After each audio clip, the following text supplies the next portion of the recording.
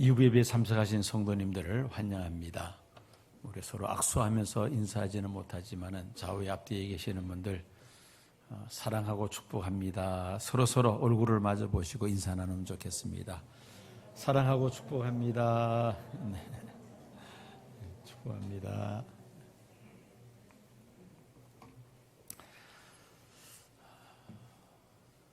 중국 우한에서 시작된 이 코로나19,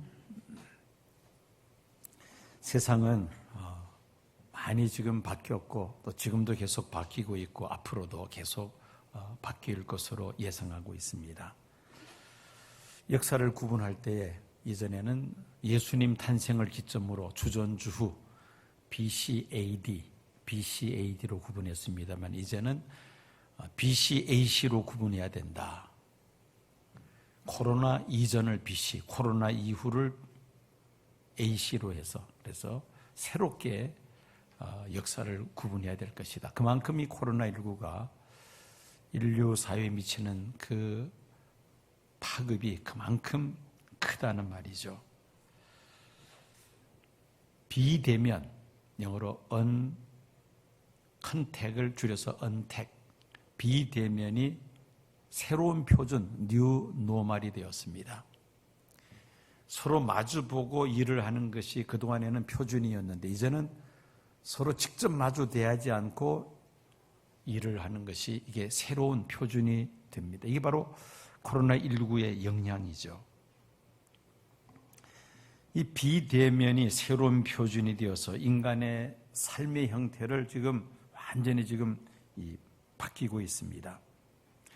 앞으로 코로나19 이전 상태로는 돌아갈 수 없을 것이라고 말들을 합니다. 이 변화는 어느 한 부분의 변화가 아니라 우리 삶의 전 분야에 있어서 엄청난 변화를 가져왔고 또 앞으로 계속해서 가져오게 될 것입니다. 그런데 문제는 이 변화를 감지하지 못하고 적응하지 못하면은 도태되고 맙니다. 비즈니스 하는 분도 그렇고 모든 사회 각 분야에서 이 변화를 빨리 감지하고 빨리 적응해야 이 어려움을 뚫고 헤쳐나갈 수가 있지. 이것을 느끼지 못하고 적응하지 못하면 바로 도태돼 버리고 만다는 것입니다. 이 코로나19 바이러스의 특징 여러분들이 잘 아십니다마는 환자들을 접촉을 통해서도 물론 감염이 됩니다마는 이 비말을 통해서 감염되기 때문에 무섭다고 말을 합니다. 이 비말이라는 것은 사람이 기침을 한다든지 재채기를 한다든지 큰 소리로 말할 때 입에서 나오는 안개 같은 이 물방울을 말합니다. 사람의 눈으로 보이지 않지만은 평상시 말을 할 때도 이 입에서 비말이 나온다고 그렇게 말을 합니다. 감염자의 비말에 바이러스가 섞여 있어서 주변에 있는 사람들에게 공기를 통하여 이렇게 전염을 시킨다는 말입니다. 결국 비말을 통한 이 바이러스 감염은 전염 속도가 너무나 빨라서 만약에 우리가 조심하지 아니하면 삽시간에 많은 사람들에게 감염을 시키고 맙니다. 이 코로나19는 성도들의 신앙 생활과 또 교회의 사역과 교회의 이 정체성에 대해서도 지금 엄청난 변화를 가져다 주고 있습니다. 신앙생활은 우리 개개인의 경건생활도 중요하지만은 성도들이 함께 모여서 이렇게 예배드리는 이 공동체도 또 매우 중요하죠. 함께 모여서 하나님 앞에 찬양하고 함께 기도하고 함께 말씀을 듣고 또 예배 마친다면 함께 공동 식사, 서로 식사를 하고 우리 교회는 또 식사한 다음에 소그룹으로 셀 예배를 드리면서 어떻게 하면 말씀과 삶이 함께하는 건강한 신앙생활을 할 수 있을까? 그렇게 소그룹으로 모여서 또 함께 모임을 갖습니다. 자치회 회원들이 함께 모여서 서로 교제하고 또 하나님의 선한 사업을 위하여 여러 가지 의논도 합니다. 이런 모임, 이런 공동체 모임을 통해서 교회가 활성화가 되는데, 이 비대면이 새로운 표준이 되는 이 시대에는 이런 소그룹 모임이 굉장히 이제는 위축이 되어버리고 말았습니다. 서로 함께 모여서 기도하며 격려하며 건강한 성도, 건강한 교회가 되기를 추구해 왔는데, 이제는 이 성도의 교제 자체가 지금 많이 위축이 되고 말았습니다. 이 코로나19 이후로 이 비대면을 강조하면서 이 교회 공동체 활동, 특별히 성도의 교제에 있어서 굉장히 지금 축소가 되고 말았습니다. 이 문제를 어떻게 극복할 것인가, 이것이 우리에게는 아주 큰 숙제이기도 합니다. 심지어 교회학교 분반 공모도 그렇고요. 또 지금 이 기간이 되면 해마다 이제 봄 대신방을 진행하는데, 금년은 아예 대신방 대자도 말을 못 끄집어냅니다. 워낙 조심스러워서. 또 병원의 환자 신방도 굉장히 부담스러워하죠. 피차가 부담스럽습니다. 그래서 그냥 전화로 기도해드리고 맙니다. 노방전도, 개인전도 거의 이제는 손 놓고 있습니다. 모르는 사람이 다가와서 전도지나 전도 물품을 전해주면 사람들이 경계하게 되죠. 비대면의 새로운 표준이 되다 보니까 교회 사역들이 대폭 위축이 되어서 교회 사역자들은 무슨 일을 어떻게 해야 될지 아주 지금 당황스럽기만 합니다. 땅끝까지 예수 그리스도의 복음을 전하는 것이 교회의 사명인데, 사람과 사람이 서로 마주 대하는 것을 피하는 이 비대면 사회로 전환이 되면서 선교 현장에서 선교사들이 할 일들이 지금 없어져 버리고 말았습니다. 사람들을 만나야 복음을 전하고 사람들을 만나야 양육도 하고 뭐 사업도 벌이는데 이 모든 것이 다 수습되고 말았습니다. 그러다 보니까 갑작스럽게 할 일이 없어져 버립니다. 어쨌든 이 코로나19로 인해서 이 세상이 변화되었고, 특별히 이 교회와 교회 공동체 또 선교가 위축이 된 그런 상황입니다. 그러나 우리가 믿는 복음은 영원히 변치 않는 복음입니다. 세상은 이렇게 급속도로 변화하고 있는데 우리가 믿는 예수 그리스도의 복음은 영원히 변치 않는 진리라는 말씀입니다. 세상은 변화해도 복음은 결코 변할 수가 없습니다. 또 변해서도 안 됩니다. 변한다면 그건 진리가 아니죠. 그렇지만은 복음을 전하는 방법은 이제는 변하지 아니하면 복음을 전할 수 없는 그런 시대가 되고 말았다는 말입니다. 한국교회 초기에 최근능 목사님 같은 경우에 참 대부흥사면서 대전도자 아니었습니까? 이분은 전도할 때에 이렇게 길을 지나가다가도 상대편 이렇게 오는 사람이 있으면은 손에 주먹을 불끈 쥐고 주먹을 내밀면서 예수 천당 불신 지옥 그렇게 크게 외쳤습니다. 그러면 그 이야기를 듣는 사람의 마음이 찔림이 일어나고 내가 예수 안 믿으면 지옥 가겠구나 그런 위기감을 가지고 회개하고 예수를 구주로 영접하는 그런 구원의 역사가 강력하게 일어났다 그러죠. 그래서 그분이 많은 사람들을 전도하고 또 교회들을 개척을 했습니다. 그런데 만약에 오늘 이 시대에 그렇게 전도를 한다면은 아마 오히려 정반대로 전도의 문은 닫혀버리고 말 것입니다. 만약에 서구 사회에 가서 지금 그렇게 전도한다면은 바로 경찰에 신고해서 종교의 자유를 방해한다 해서 바로 경찰에 와서 체포해 가버리고 맙니다. 무슨 말이냐면은 시대에 따라서 전도하는 방법이 또 선교하는 방법이 전략이 계속해서 발전이 되어야 됩니다. 옛날에 이렇게 했기 때문에 지금도 그렇게 해야 된다 하면은 그 다음부터는 이제 복음 전하는 것이 완전히 스톱되고 맙니다. 그리고 도태되고 맙니다. 그래서 이 변한다는 것이 오늘 우리들에게 얼마나 중요한 일인지 모릅니다. 이 비대면을 강조하는 앞으로의 시대에는 아마 영상 매체가 가장 효과적인 전도 방법이 아닐까 생각해 봅니다.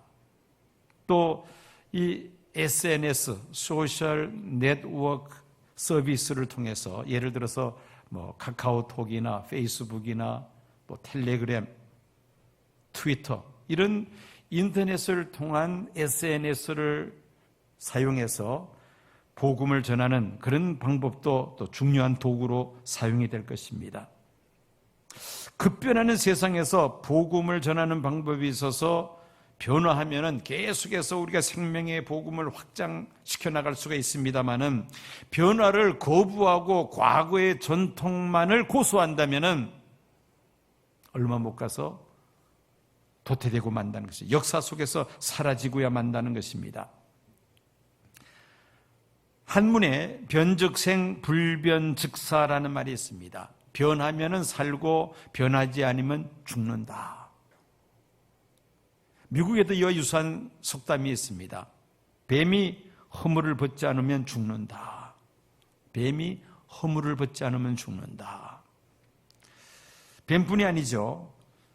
이 개나 새우 같은, 가재 같은 이런 갑각류 생물들은 주기적으로 껍질을 벗어야만 합니다. 왜냐하면 껍질이 워낙 딱딱한데 이거를 벗어야 더 성장할 수가 있습니다. 껍질을 벗지 못하면 그 속에 갇혀서 더 이상 자라지를 못하죠. 그러다가 죽고 맙니다. 주기적으로 그 딱딱한 껍질을 벗길 때에 비로소 성장할 수 있다는 것입니다. 허물을 벗지 않는 뱀은 죽는다. 이 말은 곧 변화해야만 된다는 겁니다. 피겨스케이트 선수들이 회전 연기를 보면은 제자리에서 뱅글뱅글 도는데 회전 연기를 하는데 참 신기할 정도입니다. 어떻게 저렇게 쓰러지지 않고 계속 제자리에서 회전을 할 수 있을까? 게임을 하다 보면은 벌칙으로 그 왜 코끼리 코를 해서 한쪽 손을 땅에 짚고 한쪽 손은 코를 잡고 제자리에서 뭐 몇 바퀴 돌아라는 그런 그 벌칙이 있지 않습니까? 그 한 서너 바퀴 돌면은요 어지러워서 그냥 넘어집니다. 균형을 잡을 수 없습니다. 그런데 피겨스케이트 선수들은 그 한 자리에서 수십 번을 돌아도 딱 균형을 잡죠. 그 비결이 어디에 있는가? 열심히 관찰해 보면 그렇습니다. 몸이 계속해서 이제 회전을 하죠. 한 자리에서 회전을 합니다. 그런데 몸은 회전을 하면서도 시선은 한 곳을 응시합니다. 만약에 몸이 돌면서 시선도 같이 회전해버리면 바로 어지럼증을 느끼고 넘어집니다. 몸이 돌면서 시선은 한 곳을 응시하려면 머리와 몸이 같이 움직이지 않습니까? 그런데 눈은 같이 움직이면 안 됩니다. 한 곳을 시선을 고정시켜야만 한다는 것이죠. 그러면 눈이 움직여야만 합니다. 무슨 말이냐면은 세상이 이렇게 급변하고 있는데 우리도 변화하되 세상과 함께 변화하는 것이 아니라 우리의 목표를 향해서 계속 우리도 변화해야 된다는 겁니다. 그냥 세상을 따라가는 것이 아니고 우리의 목표를 바라보면서 우리가 변화해야지만이 균형을 잃지 않고 자리를 지킬 수 있다는 말입니다. 코로나19로 영상 예배에 대한 성도들의 인식이 많이 달라졌습니다. 이전에는 뭐 영상으로 예배 드린다면 그게 무슨 예배냐라고 말을 했죠. 심지어 한 건물 안에서 성도들이 많아서 뭐 예를 들어서 교육관 같은 데에다가 스크린을 설치해서 또 예배를 드리게 하는 경우들이 큰 대형 교회들은 가끔씩 그런 일들이 있습니다. 그러면 거기 가서 예배 드리려고 하지 않아요. 그게 무슨 예배냐고. 근데 예배당에 들어와서 현장에서 같이 예배 드려야 그게 예배라고. 실시간 예배도 그렇게 탐탁지 않게 생각을 해왔었습니다. 그런데 이번에 코로나19를 통해서 이 영상 예배가 얼마나 중요한지를 우리가 실감을 했습니다. 만약에 이것조차도 못한다면 정말 난감합니다. 혼자서 아니면 가족끼리 앉아서 예배를 드려야 되는데 얼마나 힘든 일입니까? 코로나19로 비대면을 강조하다 보니까 그나마 영상으로라도 실시간 예배를 드릴 수 있게 된 것 참 감사하다는 마음을 가졌습니다. 만약에 교회는 영상 예배는 드렸으면 그건 예배가 아니고 현장에서 예배 드려야지만이 그게 진짜 예배다라고 고집하고 현장 예배만을 강조한다면 한번 가정해 봅시다. 그렇게 되면은 교인 숫자가 현저하게 떨어집니다. 왜? 감염이 걱정되는 사람들은 그다음부터는 교회 나오지 않습니다. 그리고 지금은 다행스럽게도 이제 교회 나와서 같이 예배 드릴 수 있어서 이것도 참 얼마나 감사한지 몰라요. 물론 우리가 안전수칙을 최대한 지키면서 예배를 드립니다마는 한동안은 우리가 이 교회 와서 예배당에서 예배를 못 드렸지 않습니까? 영상으로만 각 가정에서 예배를 잠시 동안 드린 적도 있었습니다. 그러다가 이렇게 교회 와서 예배 드리게 되니까 이것도 얼마나 감사한지 모릅니다. 시대가 그만큼 변화되고 있다는 것입니다. 이런 변화에 우리의 고정관념을 깨트리고 우리가 변화하지 아니하면은 우리가 생존할 수 없고 오히려 교회가 도태될 수밖에 없다는 것이죠. 여러분, 이 문화라는 것은 계속해서 바뀌기 마련입니다. 마치 입는 옷과 같아요. 우리나라는 또 사계절이 있기 때문에 계절마다 옷을 바꿔 입어야만 합니다. 또 유행이 있습니다. 작년 유행이 있고 3년 전, 5년 전, 10년 전 이 유행이 다 있지 않습니까? 유행에 따라서 그 적당하게 이렇게 사람이 좀 바꿔 입어야지. 예를 들어서 오늘 이 시대에 두루마리 그리고 상투와 갓을 쓰고는 고무신을 신고 다니다 한번 가정해 봅시다. 아마 사람들로부터 외면을 당할 것입니다. 고립될 것입니다. 도태되고 맙니다. 시대 착오적인 사람이 되고 만다는 겁니다. 어쨌든 우리가 이렇게 급속도로 변하는 이 변화 속에서도 우리가 계속해서 우리도 변화해야 된다는 사실을 기억해야만 합니다. 변화와 변질을 착각하는 사람이 있습니다. 여러분, 변화와 변질은 다른 것입니다. 변질은 본질이 변하는 것입니다. 예를 들어서 우유가 변질되었다고 할 때는 단백질과 지방질로 구성된 이 우유가 박테리아 같은 세균이 들어와서는 화학 반응이 일어나서 새로운 물질이 됩니다. 이것은 변질된 겁니다. 우유가 변질이 된 것이죠. 이 변질될 우유를 먹으면 자칫 식중독에 걸릴 수가 있습니다. 위험하다는 것이죠. 변화는 본질은 남아있는데 그 외형이 바뀌는 것을 우리가 변화라고 말을 합니다. 예를 들어서 헤어스타일이 바뀌었다. 여러분, 헤어스타일이 바뀌지만 사람이 바뀐 건 아니잖아요. 그 사람은 그대로 있지 않습니까? 여성들이 예쁘게 보이려고 성형수술을 했다. 성형수술을 했다 해서 그 사람 자체가 본질이 바뀌는 건 아닙니다. 그 사람은 그대로 있지만 외모만 조금 바뀌었다 뿐이죠. 정장을 입다가 캐주얼로 바꿔 입는다 해서 그 사람이 변질된 것은 아니죠. 가끔씩 제가 편한 옷을 입고 교회에 오면 성도님들이 눈을 둥그렇게 뜨고 봅니다. 늘 넥타이 메고 정장 입은 모습만 보다가 그런 편한 옷을 입고 교회에 오면 저 사람이 제 목사가 맞는가 눈을 크게 뜨고 저를 쳐다봐요. 이상하다는 식으로. 조금 센스가 있는 사람들은 목사님 잘 어울리네요. 이렇게 이야기를 하고, 그렇지 못한 사람은 그저 동그랗게 뜨고 이상하다 하고 쳐다보는 사람이 있습니다. 편한 복장을 취한 데서 사람이 바뀐 건 아니잖아요. 그죠? 본질은 변하지 않습니다. 이게 바로 변화라는 것이죠. 여러분, 명품은 세월이 흘러도 변하지 않는 품질과 가치를 지니고 있기 때문에 명품이라고 말을 합니다. 그 명품 회사의 사장이 바뀌고 직원이 교체가 되고 또 포장이나 디자인이 바뀔지언정 그 명품의 품질과 가치는 계속해서 유지되는 것. 그래서 우리가 명품이라고 말을 합니다. 오히려 명품은 시대 변화 속에서도 그 명품의 명성을 이어가기 위해서 끊임없는 변화를 추구합니다.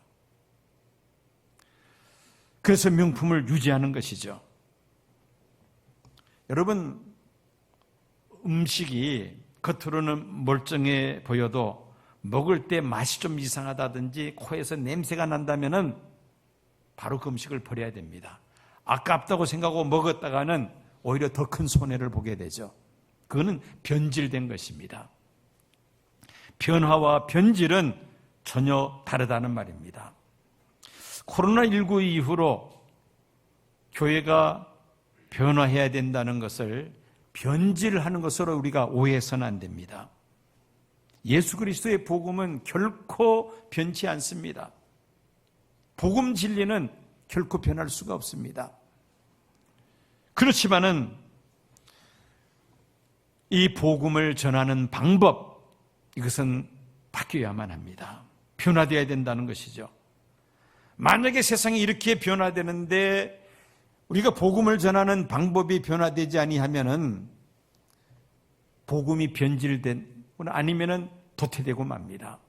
복음이 변질된다는 것은 사이비 이단이 된다는 말이죠.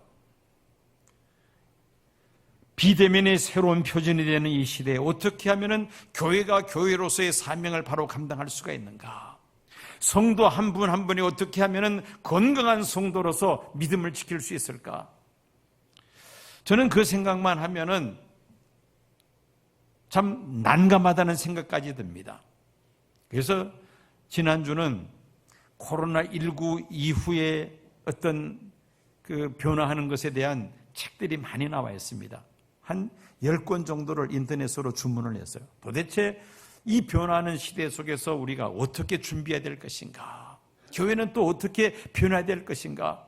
좀 연구를 해야 되겠다 싶어서 책을 주문을 했습니다. 변화하지 아니하면은 도태될 수밖에 없어요. 하나님 나라를 계속해서 확장해 나갈 수가 없습니다. 지금까지 성도의 교제의 방법, 이거 바뀌어야만 합니다. 우리 교회는 매주 화요일 날 여성 목자들 셀 예배를 별도로 교회에서 드렸습니다. 근데 이제는 밀폐된 공간에서 소그룹으로 모여서 장시간 어떤 모임을 갖는다는 것이 굉장히 부담스러운 그런 시대가 되었습니다. 그래서 어떻게 그러면은 이 성도의 교제를 나누면서 셀 예배를 드리면서 성도들, 목자들로 하여금 성도들을 보살피게 하는데 어떻게 효율적으로 할 수 있을까? 결국 영상회의를 선택했습니다. 줌이라는 프로그램을 깔아가지고는 우리 목자들이 전부 다 스마트폰에 또는 집에 있는 PC에다가 그 프로그램을 깔아서 영상으로 셀 예배를 드립니다. 모여서 드리는 예배나 똑같습니다. 순서나 내용이 마찬가지입니다. 그런데 이렇게 영상으로 이제 예배를, 셀 예배를 진행을 하는데 물론 장단점은 있습니다. 단점이라면은 그래도 얼굴을 서로 마주하고 같이 교제하면서 예배 드리는 것하고 영상으로 이렇게 하는 것하고는 사실 많은 차이가 있죠. 장점이라면은 그렇게 영상으로 예배를 드리면은 감염의 위험성이 전혀 없다는 것이죠. 그렇지 않습니까? 안전하게 그렇게 예배를 드릴 수 있습니다. 또 교회까지 오려면은 또 장시간 차를 타고 와야 되실 분들이 있는데 각 가정에서 가지고 있는 스마트폰이나 PC를 통해서 같이 이 셀 예배를 드리니까 시간을 절약해서 또 좋은 것 같아요. 어쨌든 장단점은 있습니다만은 그렇게 해서라도 이 소그룹 모임을 가지니까 그나마 그래도 목자들이 각 목장들을 보살피고 서로 또 함께 위해서 기도하며 교제할 수 있는 그런 기회를 가지니까 그나마 그래도 감사한 것 같아요. 이것마저도 만약에 못한다면 손 놓을 수밖에 없습니다. 제가 이야기를 하는 것이, 이 말씀을 드리는 것이 어쨌든 우리가 방법을 연구해야 되겠다는 겁니다. 어떻게 하면 성도의 교제를 나눌 수가 있고, 어떻게 하면 성도들 한 사람 한 사람을 건강한 성도로서 잘 보살필 수가 있는가. 그 다음에 이제 지역사회로부터 시작해서 땅끝까지 우리가 복음을 전해야 되는데, 이 전도와 선교의 방법에 있어서도 새로운 전략과 방법이 개발이 되어야만 합니다.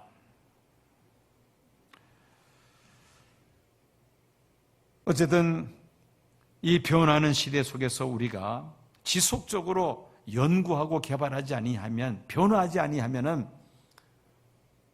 얼마 못 가서 교회 문 닫아야 합니다. 선교 현장 철수해야만 합니다. 지난 20년 동안 제가 한 해도 그러지 않고 필리핀 그리고 인도네시아 같은 경우는 여러 지역들을 순회하면서 2주씩 1년에 2번 그렇게 지속적으로 선교 활동을 해왔었습니다. 그런데 금년 들어서는 꼼짝을 못합니다. 갈 수도 없고요. 가봐야 거기서 집회를 열 수도 없습니다. 거기도 마찬가지로 코로나19 때문에 이 비대면이 새로운 표준이 되었기 때문에 이런 대형 집회를 유치한다는 것이 불가능합니다. 지금은. 그러니까 갈 수도 없고 간다 하더라도 할 일이 없습니다. 내년에 할 수 있겠느냐? 그것도 불투명하죠. 자, 이런 상황에서 선교를 손 놓고 있을 수밖에 없습니다. 그런데 그렇게 할 수는 없잖아요. 살아계신 하나님은 지금도 여전히 택하신 백성들을 구원하고 계시는 줄로 믿습니다. 예수님 다시 오실 때까지 복음은 계속해서 확산이 됩니다. 문제는 이런 시대의 변화 속에서 어떻게 우리가 변화해서 우리 개개인의 신앙을 바로 지킬 뿐만 아니라 복음을 계속해서 우리가 땅끝까지 전파할 수 있을 것인가? 이것은 하나님이 주시는 지혜를 가지고 계속 연구하고 개발하면서 우리가 힘써 나가야 할 부분입니다. 즉 우리의 끊임없는 변화를 우리가 노력해야만 한다는 말씀입니다. 오늘 성경 말씀을 보니까 로마서 12장 2절을 보면은 너희는 이 세대를 본받지 말고 오직 마음을 새롭게 함으로 변화를 받아라는 말씀이 있습니다. 우리가 변화하되 우선적인 것이 우리의 마음이 변해야 된다는 것, 우리가 내적으로 변화되어야 된다는 것입니다. 아무리 좋은 전략, 좋은 방법을 우리가 연구해서 그 방법을 취한다 하더라도 내 속 사람이 새롭게 변하지 아니하면은 아무 소용이 없다는 것이죠. 먼저 우리의 속 사람이 새로워져야만 합니다. 우리의 마음이 변화되어야 한다는 것입니다. 니고데모가 밤에 예수님께 찾아와서 예수님이 하나님께로부터 온 선생이라고 고백할 때 예수님이 니고데모에게 뭐라고 말씀하십니까? 사람이 거듭나지 아니하면 하나님 나라를 볼 수 없느니라. 여기서 거듭난다는 것은 born again, 다시 태어난다는 말이죠. 완전히 새 사람으로 거듭난다는 말입니다. 우리가 변하기 위해서는 근본적으로 내 속 사람이 거듭나야만 합니다. 예수 그리스도를 구주로 영접함으로 예수님을 내 삶의 주인으로 모셔드림으로 인하여 우리는 새 사람으로 변화될 수가 있습니다. 그런데 예수를 믿는다 하면서도 여전히 내가 내 인생의 주인 노릇을 하고자 한다면은 그 사람은 입으로는 새 사람이라 하면서도 속은 여전히 옛 사람에서 벗어나지 못하는 사람이죠. 그러므로 우리는 예수님을 항상 내 삶의 중심에 모시고 살기를 힘써야만 합니다. 예수님이 내 삶의 주인이 되실 때에 내 속 사람이 날마다 새롭게 변화될 줄로 믿습니다. 그리고 성경 말씀을 많이 읽고 듣고 묵상해야 됩니다. 이건 기본적인 내용이죠. 예수님의 그 뜻은 성경 속에서 가장 우리가 쉽게 발견할 수 있습니다. 우리의 변화의 기준은 하나님의 말씀인 성경 아닙니까? 그 성경 말씀을 날마다 읽고 묵상하고 말씀을 듣기를 힘쓸 때에 우리의 속 사람이 날마다 새로워질 수가 있다는 것입니다. 그렇지 아니한다면 우리는 세상 사람들과 다를 바가 없습니다. 그들과 똑같이 생각하고 그들과 똑같이 살아갈 수밖에 없는 것이죠. 여러분, 사람의 마음이 변하면은 언어, 말이 변합니다. 그리고 말만 변하는 것이 아니라 행동이 변하죠. 이 행동이 변하면서 그것이 습관이 됩니다. 습관의 변화는 곧 생활의 변화를 의미하는 것이죠. 이것이 바로 예수 그리스도 안에서 새롭게 변화된 성도들의 모습이 아니겠습니까? 늘 주님의 말씀을 읽고 듣고 또 배우기를 힘써야 한다는 말씀입니다. 그리고 마지막으로 내 힘과 내 의지만 가지고서는 우리가 새롭게 될 수가 없습니다. 그래서 하나님은 우리에게 누구를 보내셨습니까? 성령 하나님을 우리에게 보내주셨습니다. 성령의 능력을 힘입을 때에 인간적인 생각, 욕망들을 다 떨쳐버리고 주님의 말씀을 앞세우면서 우리가 새로운 삶을 살아갈 수 있는 것이죠. 날마다 새롭게 변화될 줄로 믿습니다. 급변하는 시대의 변화 속에서도 하나님의 선하시고 기뻐하시고 온전하신 뜻을 분별하는 성도들과 교회 공동체는 그 믿음이 변질되지 아니하며 복음을 파수할 뿐만 아니라 이 변하는 시대에 맞게 땅끝까지 복음을 전파하는 교회의 사명을 바로 감당하게 될 것입니다. 정말 정신 차릴 수 없을 정도로 지금 급변하는 세상 속에 우리가 살아가고 있습니다. 코로나19가 우리에게 이런 엄청난 변화를 가져다 줄 줄은 우리가 예측하지를 못했습니다.